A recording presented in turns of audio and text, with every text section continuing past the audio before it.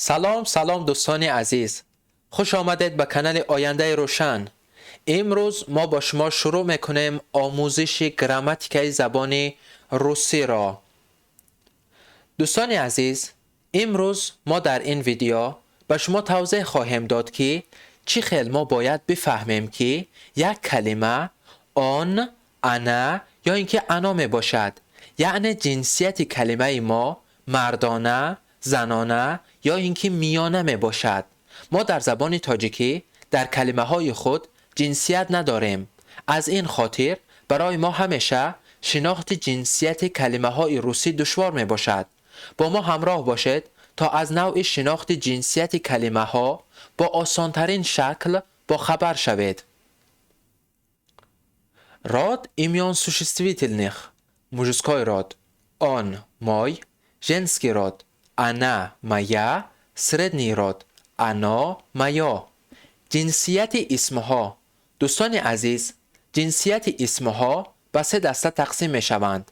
جنسیت مردانه آن یعنی آن پسر، در جانشین مالکیت مای یعنی مال من برای مرد استفاده کرده می شود.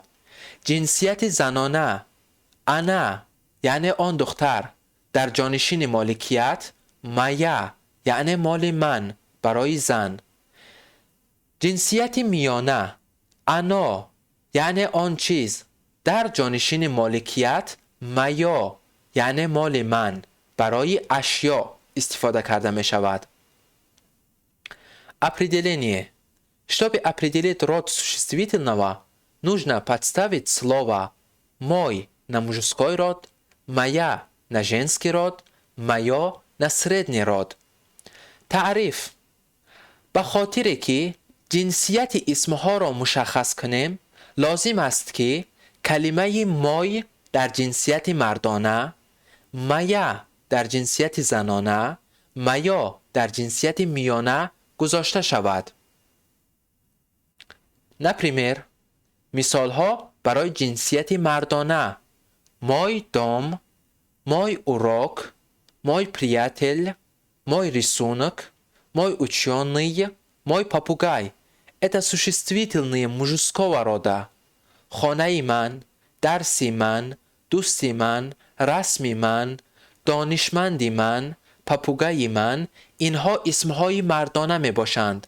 دوستان عزیز، ما برای شما کلمه دام یعنی خانه را در جنسیت مردانه داخل کردیم، ولی شما نمیدانید که از کجا دیده ما باید کلمه های خود را به جنسیت مردانه، زنانه و یا میانه جدا کنیم. کمی اگر صبر کنید، بعد از مثال ها همه آن را به شما توضیح خواهیم داد. مثال برای جنسیت زنانه: моя тётя, моя афиша, моя гостиная, моя песня, моя собака, моя ночь.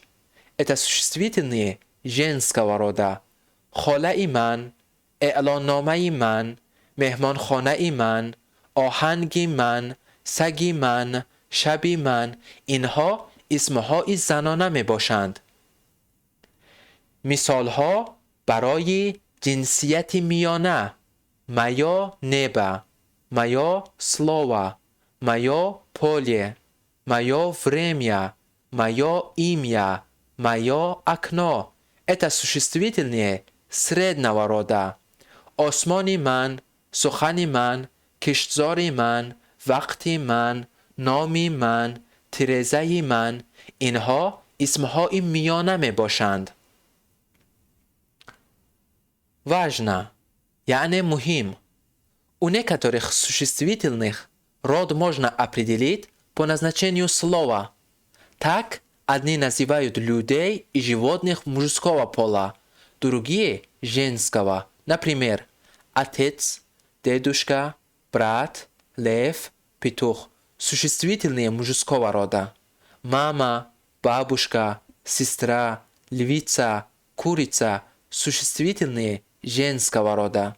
دوستان عزیز، راه اول و از همه آسانترین شناخت جنسیت اسمها این است که هر اسمی که دلالت کند بر مرد، مردانه می باشد و هر اسمی که دلالت کند بر زن زنانه می باشد. چنانچه قاعده ما گفت برای بعض اسمها جنسیت را از روی معنای کلمه معین کردن ممکن است. پس بعضی از آنها آدمان و حیوانات مرد و دیگرانشان را زن میگویند. مثلا پدر، بابا، برادر یعنی انسان‌هایی که مرد هستند. شیر، خروس اینها حیواناتی هستند که مرد میباشند. اسمهای مردانه میباشند. همه اینها اسمهای مردانه میباشند. مادر، مادر کلان، خواهر، مادر شیر، مرغ اینها اسمهای زنانه می باشند. دوستان عزیز، اکنون ما در اینجا علامت‌های شناخت جنسیت مرد را برای شما نشان خواهیم داد. مژسکای راد آن مای جنسیتی مردانه. دوستان عزیز، اولین چیزی که ما شکل مردانه را باید بشناسیم این است که ساگلاسنایا، یعنی هر وقت کلمه ما با همصدا تمام شود، مثل کلمه دروگ یعنی دوست، آخر کلمه ما با همصدا تمام شد، یا اینکه کلمه برات برادر. دوم ای، یعنی هر وقت کلمه ما با حرف ای تمام شود، مثل کلمه موزه یعنی موزه، یا اینکه کلمه سرگی یعنی نام انسان. سوم ای، یا اینکه ای، یعنی هر وقت کلمه ما با حرف ای یا اینکه با حرف ای تمام شود، مثل کلمه ساناتوری یعنی ساناتوریا، یا اینکه کلمه مای یعنی ماهی مای. چهارم یا اینکه یا، یعنی هر وقت کلمه ما با حرف یا اینکه یا تمام شود.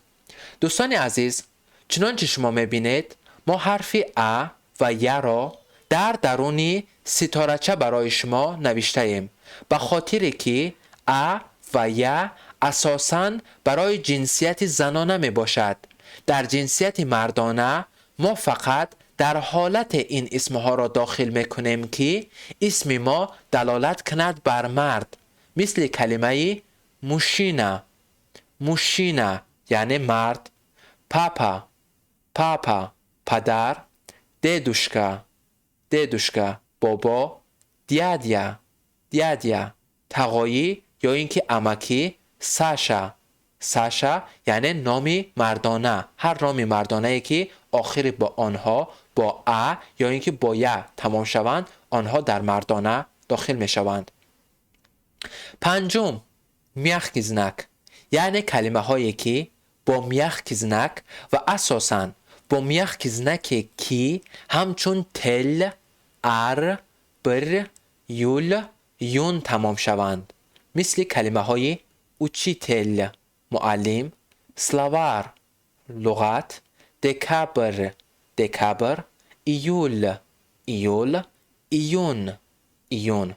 دوستان عزیز، ما در میخکیزنک باز کلمه هایی را داریم که آنها را فقط حفظ کردن لازم است، دیگر یگان راه برای شناختن آنها نیست، مثل کلمه گاست، گالوب، دن، روبل، داجد، لبد، گوزد و غیره. ششم اسکولچنیا یعنی استثناء، مثل کلمه کافه یعنی قهوه که اساساً باید در جنسیت میانه باشد ولی استثناء بوده در جنسیت مردانه داخل می شود. دوستان عزیز، اکنون ما در اینجا علامت های شناخت جنسیت زن را برای شما نشان خواهیم داد. ژنسکی راد انا مایا جنسیت زنانه. یکم جنسیت زنانه یعنی هر وقت کلمه ما با حرف تمام شود، مثل کلمه ماما یعنی مادر، یا اینکه کلمه پدروگا دوگانه. دوم یعنی هر وقت کلمه ما با حرف یا تمام شود، مثل کلمه تیاتیا یعنی خاله، یا اینکه کلمه سیمیا خانواده. سوم ایه یعنی هر وقت کلمه ما با حرفی ایه تمام شود، مثل کلمه اودیتوریا یعنی صنف، یا اینکه کلمه یولیا یعنی نام انسان. چهارم میخکزنک یعنی کلمه هایی که با میخکزنک و اساساً با میخکزنکی که همچون ات، اد، است، چ، ش، ش، ال و تمام شود، مثل کلمه های کراوات، تتراد دفتر، نوست خبر، نوچ شب، میش موش، پومش کمک، میبل لیوبوف عشق. دوستان عزیز، ما در جنسیت زنانه نیز کلمه های را با میخکزنک داریم که آنها را فقط حفظ کردن لازم است، دیگر یگان راه برای شناخت آنها نیست، مثل کلمه سیبیر، آسن، دور، سال، فصال و غیره. دوستان عزیز، اکنون ما در اینجا علامت‌های شناخت جنسیت میانه را برای شما نشان خواهیم داد. سردنی راد، انا، مایا. جنسیت میانه. اولین جنسیت میانه ا، یعنی هر وقت کلمه ما با حرف ا تمام شود، مثل کلمه ماره دریا، یا اینکه کلمه سونسه آفتاب. دوم ایه، یعنی هر وقت کلمه ما با حرف ایه تمام شود، مثل کلمه ابشیجیتیه یعنی خوابگاه، یا اینکه کلمه سزنانیه شعور. سوم آ، یعنی هر وقت کلمه ما با حرف آ تمام شود، مثل کلمه اکنا یعنی ترزه، یا اینکه کلمه مترو. چهارم دوستان عزیز، چهارم اسکولچنیا یعنی استثناء. در سردنی راد برای ما استثناءهایی هستند که 10 کلمه‌ای که ما آنها را باید حفظ کنیم و یگان راه برای شناخت آنها نیست، مثل کلمه دیتیا کودک، ورمیا وقت، ویمیا سینه شیرده، پلامیا شعله، تیمیا فرق سر، زنامیا بیرق، ایمیا نام، ستریمیا رکاب، سیمیا خانواده، پلیمیا قبیله. این کلمه ها باید در جنسیت زنانه باشند، ولی استثناء بوده در جنسیت میانه داخل می شوند. Важно! Род имеют только существительные в форме единственного числа. У слов, находящихся в форме множественного числа или имеющих форму только множественного числа, род не определяется. جنسیت را فقط اسمهایی که در شکل تنها هستند دارند.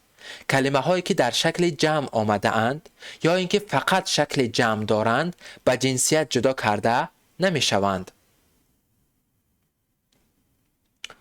دوستان عزیز، اکنون ما به شما 15 کلمه در موضوع امروزه پیشکش خواهیم کرد و شما باید این کلمه ها را به جنسیت جدا کرده در کامنتری برای ما بنویسید تا برای ما روشن شود که موضوع امروزه برای همه شما دوستان عزیز واضح و روشن بود و اگر یگان نافهمایی برای شما باشد می توانید در کامنتری از ما پرسید.